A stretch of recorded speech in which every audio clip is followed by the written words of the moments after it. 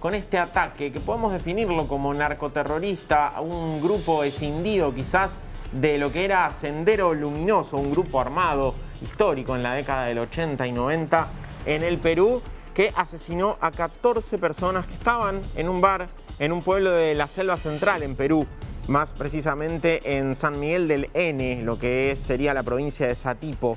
Se le conoce a la zona como el Braem porque es el valle de los ríos Apurímac, N y Mantaro. Entre los 14 fallecidos había 2 niños. ¿Cuál fue el motivo de esta masacre? Recordemos que Perú el 6 de junio va a las urnas, hay segunda vuelta, hay balotaje entre Keiko Fujimori y por otro lado Pedro Castillo, que según las encuestas Pedro Castillo tendría el 53% de los votos contra el casi 47% de Keiko Fujimori. ¿Qué encontraron en el lugar de la masacre?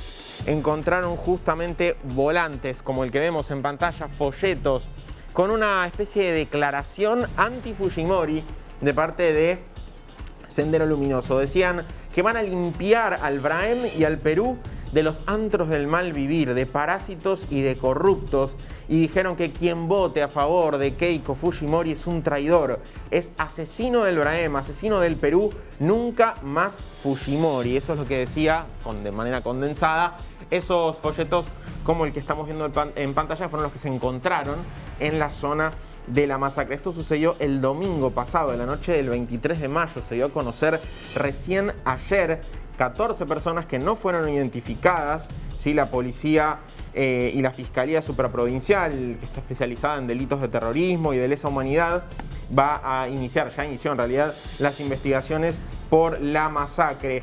Sagasti, el presidente peruano, dijo que condenaba enérgicamente los asesinatos y ordenó lo que era el despliegue de patrullas de las Fuerzas Armadas y de la Policía Nacional en la zona. También hubo en ese caso condenas de diferentes países del mundo, entre ellos de la República Argentina, por este acto que hiela la sangre, ¿no? A ver, Perú había sido escenario de manifestaciones, de protestas contra la candidatura de Keiko Fujimori. De hecho, en las semanas anteriores hubo también protestas como la que vemos también en este momento en pantalla, pero nunca se había llegado, al menos en esta elección, en esto.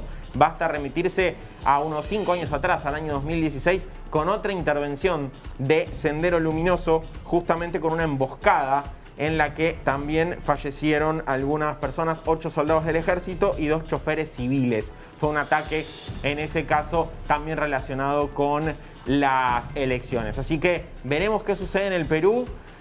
A ver, los números a Keiko Fujimori para ganar no le dan. Hay que ver qué sucede con las encuestas después de este hecho. Es por eso que vamos a seguir analizando este tema junto a Enzo Helguera, que es analista político, CEO de la consultora Imasolu, para ver qué es lo que está pasando en este momento desde Perú. En Argentina los saludamos, Enzo. ¿Qué tal? Pablo Vicente, Gabriel Pulibrenti y Belén Martínez, todo el equipo de La Voz de la Ciudad. ¿Qué tal? Qué gusto saludarlos. Para mí en esta ocasión, Gabriel, Pablo y Belén, es en realidad un hecho muy inesperado en Perú. No teníamos un ataque terrorista salvo algún remanente de lo que fue Sendero Luminoso, pero hace muchos años. Entonces había que tener en contexto que esta situación es muy atípica en el país, por lo menos sí en la actualidad, históricamente no lo habría sido, pero mueve también un poco el escenario político, sobre todo porque tenemos una segunda vuelta electoral y tenemos a 2 candidatos echándose la culpa los unos a los otros. Enzo, esta organización llama a boicotear las elecciones del próximo 6 de junio. ¿Qué esperan que puede llegar a pasar en los próximos días? Bueno, lo que ellos piden básicamente es que se deje de votar. Este mensaje es específicamente para la zona del Braem. Esta zona es una zona de hecho en donde no se tiene el control al 100% por parte de las autoridades, y además donde habrían cultivos de coca, de drogas estupefacientes, y donde hay un sistema de gobierno norteamericano en cooperación internacional con el peruano precisamente para reemplazar los cultivos. Pero hay algunos cocaleros que continuaron con este crecimiento. Entonces, esta amenaza lo que busca es, uno, promover el ausentismo electoral y los votos en contra, por un lado, y por otro lado, que no haya participación de la población. Evidentemente esto, como influencia de los pobladores del BRAE, es una amenaza directa para que no vayan a votar. Es quitarles digamos, la motivación completamente, ¿no? Y esto puede influenciar sobre algunos sectores en el país, muy probablemente, pero aquí evidentemente se necesita no solamente declaraciones enérgicas del gobierno, sino también de los candidatos políticos, que en principio ya lo han hecho, pero se necesitan mayores acciones y seguramente la agenda antiterrorista es la que va a crecer y se va a ampliar. Enzo, para que nosotros te lo podamos entender, también la gente que está en casa, ¿qué representa Keiko Fujimori para el Perú en general y por qué este tipo de reacciones para impedir que gane cuando recién leíamos algunas encuestas y podía llegar a tener alrededor de un 47% de los votos en segunda vuelta? Bueno, aquí hay dos situaciones. En teoría, Alberto Fujimori, que fue el padre de ella, supuestamente hay un combate, una lucha entre las Fuerzas Armadas y los subversivos y termina ganando, digamos, el país o las fuerzas del orden. Y él evidentemente se coloca esa medallita porque era en el tema, en su gestión, él era gobierno.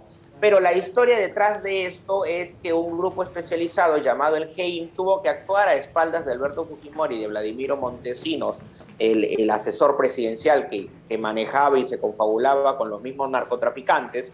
Recordemos que los terroristas cuidaban a los narcotraficantes, ¿no? Y actuaban en conjunto. Surgió el narcoterrorismo en esa época. Entonces, la historia no queda tan clara en realidad del papel de Alberto Fujimori. Sin embargo, tras este ataque, el panfleto dice de que votar por Keiko Fujimori sería una traición, digamos, a la patria, una traición al pueblo, ¿no? Entonces, esa es la historia real, porque evidentemente ya se está especulando muchas cosas, como que o podría haber una confabulación entre grupos, digamos, de Keiko Fujimori para victimizarse y que las personas terminen votando, digamos, por ella, porque quizás pueda ser la persona que esté menos vinculada al terrorismo porque supuestamente o históricamente lo combatieron, ¿no? Pero la historia, en realidad hay una historia oficial y hay una historia detrás de estas ocurrencias y esto supuestamente sí podría estar relacionado con el candidato Castillo que se le quiere atribuir porque hay por ahí algunos exmiembros supuestamente de que en su momento fueron acusados, estuvieron relacionados con el terrorismo, a lo que el señor Castillo evidentemente ha condenado y también está en contra. O sea que tenemos, por un lado, los que ven a Keiko Fujimori como una continuación del padre para bien, digamos, para combatir lo que sería este terrorismo, y por otro lado, los que la ven como una continuación del padre para el mal, para esa trama de corrupción, como nos decías recién, esta historia no oficial.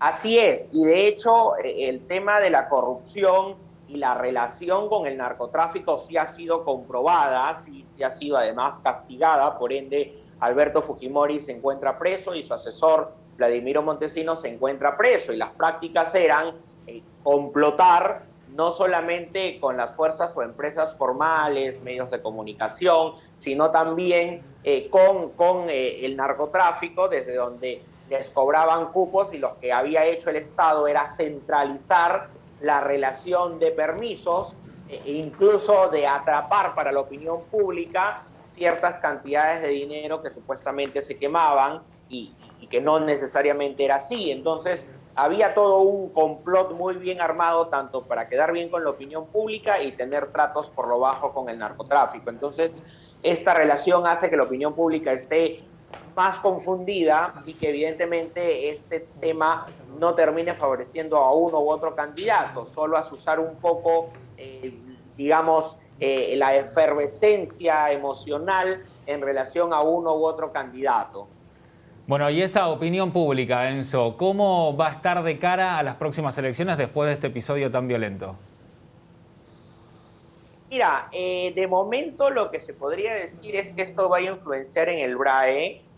Toca del Estado garantizar el orden de las elecciones y militarizar si es necesario el BRAE, y lo que sí de momento no hay un discurso fuerte por parte del gobierno y también por parte de los candidatos para invitar a votar, para incentivar a votar a favor de la democracia y de participar, ¿no? Entonces, este liderazgo de momento no se está siendo escuchado. Yo asumo de que en estos días esta agenda antiterrorista va a copar las primeras planas, no solamente por parte del gobierno como agenda, sino también de los candidatos políticos, y aquí hay mucha tarea por hacer, porque de momento, hasta la información que se maneja, esto sería un pequeño remanente, sí, ¿no?, que ha atacado en una zona en donde puede tener un poquito más de manejo, pero que es única.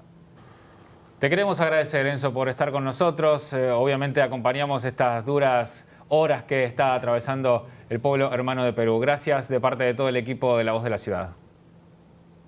Listo, el gusto es mío. Gracias. Estábamos hablando con Enzo Helguera, analista político y CEO de la consultora Imasolu. Nos traía más información con respecto a este duro, violento ataque terrorista que le costó 18 víctimas fatales en las últimas horas a Perú, a muy pocos días de las próximas elecciones presidenciales.